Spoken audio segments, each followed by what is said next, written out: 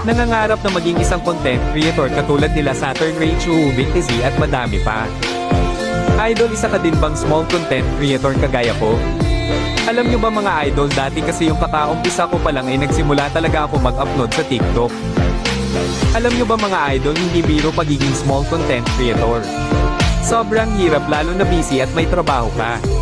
Kunti lang yung pahinga mo at puyat ka pa sa pag-e-edit. Alam nyo mga idol, kailangan pa talaga namin galingan yung gameplay namin para lang may manonood. Alam nyo ba mga idol, madami na tumigil na mga content creator dahil wala man lang sumusuporta. Hirap kasi isipin na ilang oras mong pinagpaguran tapos wala man lang manonood. Kaya naman sanay, wag nyo ipagkait sa akin ang supportan nyo mga idol.